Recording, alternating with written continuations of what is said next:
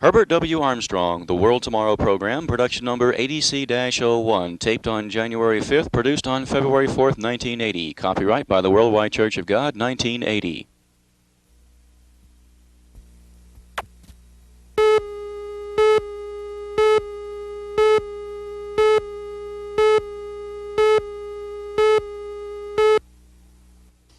Now, the man that I did speak to is a vice chairman, and he was contemporary with Zhou Enlai and Mao Zedong, and has actually fought in the war, and he was right up at the top all the way along. And I was privileged to have 1 hour with him in person. He told me their objectives. He said a lot about the Russian objectives, which of course he was not in favor of. And then I told him what is going to happen in Europe, in the United Europe, and he should shake his head, and I said, I don't expect you to believe me now. You wait, and when it happens, remember I told you. And he isn't going to have to wait too long, and then maybe he'll believe what I said. And then I told him about the coming kingdom of God. And it's going to be one nation to rule all the nations of the earth, and that is the gospel and the only gospel of Jesus Christ.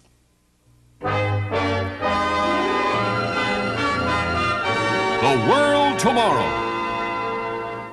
The Worldwide Church of God presents The World Tomorrow with Herbert W. Armstrong.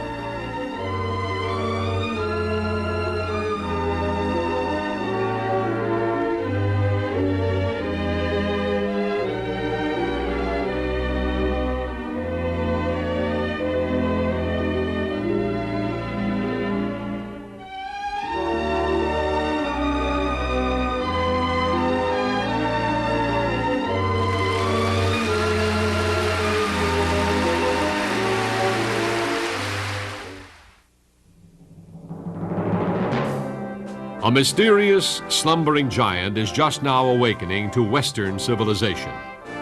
China, our world's most populous nation, is beginning a quest for knowledge and technology, with a new leadership beckoning those with understanding to share.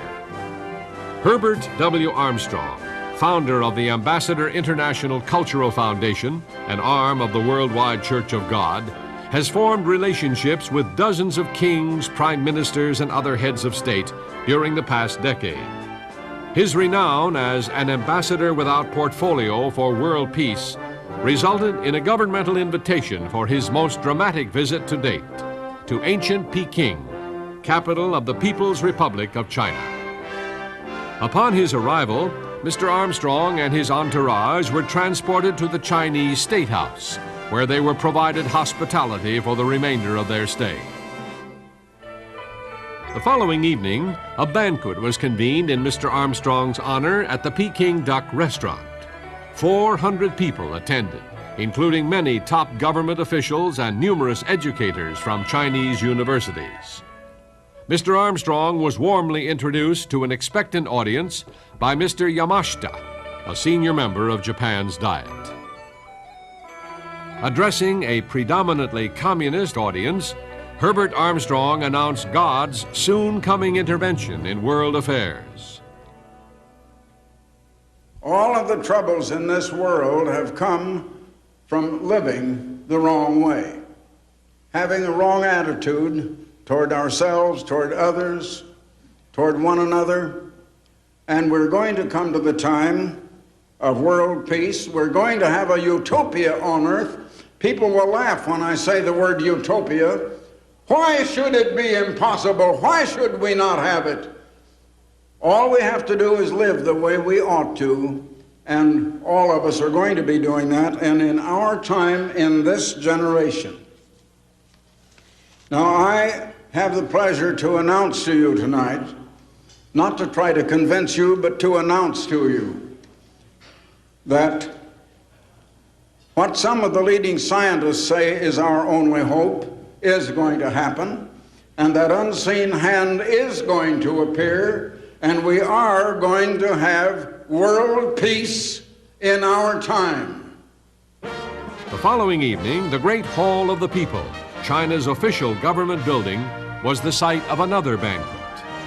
From this spacious dining hall, Mr. Armstrong powerfully addressed ambassadors representing 76 nations, as well as Chinese officials and their wives. Again, he delivered the good news of the coming kingdom of God. Mr. Armstrong was next honored by a personal meeting with China's Vice Chairman Tan. Their animated discussion centered on world politics, including mankind's ultimate future. Not only do such meetings in the name of world peace aid in drawing the nations involved closer together, they also carry great prophetic significance. In a recent address from his Tucson office, Herbert W. Armstrong previewed the 1980s as revealed through Bible prophecy. The 70s have been a momentous decade, but the 70s are now behind us. I was amazed last night on television.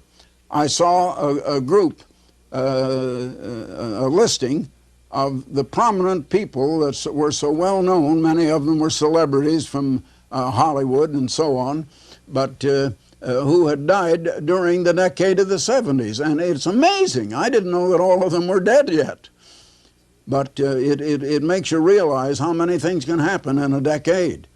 Now we're in the 80s. This may be the decade that will end this present world, and I hope so. I think we should all be praying, "Thy kingdom come, and God's will be done on earth as it is in heaven." Before we look into the immediate future, I want you to notice a few other things and what happened in the decade of the 70s.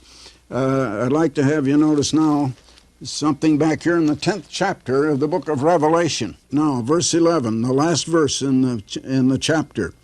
"And he said unto me, Thou must prophesy or preach again before many peoples and nations and tongues," that is, nations speaking different languages, "and kings."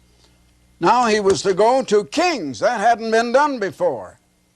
Who is that speaking about? The time is just before the seventh angel. After the time of the sixth angel, and at the seventh trump, Christ will come. So it's holding up the coming of Christ until someone, this is not talking about ancient history, this is talking about us now. It's talking about someone right now. Who could it be? God has held up world events and has deliberately held them up until someone goes not only into many other Gentile nations speaking different languages, but also to many kings.